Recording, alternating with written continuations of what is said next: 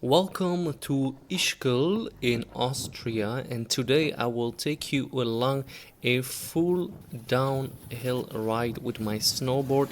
It was a very good ride because the snow was pretty good and there was a lot of sun, and most importantly this was a bit later in the afternoon, and you will see that actually on this side of the mountain there were not a lot of people, which is actually the side of the mountain I think, or I remember, was on the Swiss side of Ischgl. So Ischgl has two sides, the Austrian side, and then there's also the option to go to the Swiss side. And this was, I think, the Swiss side, and the risk here is if you go a bit late in the afternoon, I think around 3 or 4, you have to be quick to the elevator at the bottom on the Swiss side to get back to the Austrian side, because I think it closed around 3, and that's why if you look at the sun, it's actually not that late, but just because you have to be very fast to get that lift to get back.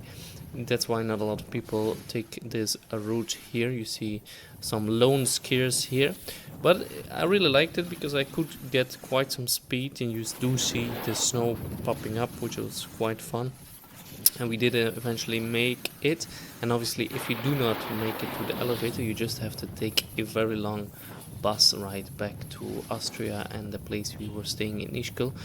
Anyway, today a very nice ski area here. One thing I wanted to talk about today was the fact that actually the 2 times I did go to Ischgl, there was not a lot of snowfall. I went in March, and I do see something in the Alps happening, that more and more over the years that I have been skiing in all kind of periods, from let's say January until April, I've seen less and less snowfall and more like dependency on those big days where there's a big storm coming in and there's a lot of snowfall.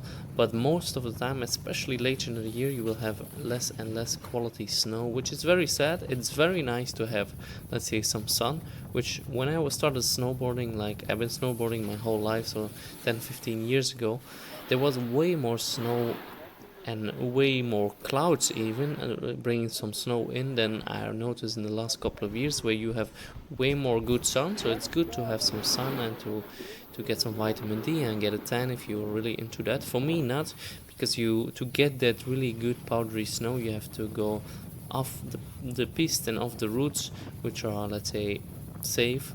So it's not that nice to do it like this, but at least I do feel like maybe you have to go more higher. There are some solutions you can find by going way higher up the mountain, so 2000 meters plus you will still find good snow, or maybe going in a period where you are for sure farther away from the summertime. So anyway, this is my full run. I hope you will enjoy this full run, and have a look at how my speed is going.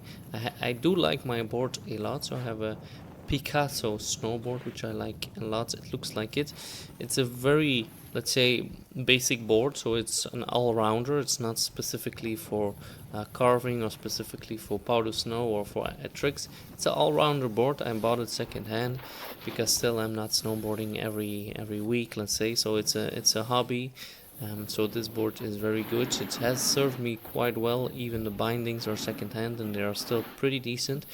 Anyway, thank you so much for watching, and enjoy this full ride here. I go from the highest point until the bottom here, going through the tree line.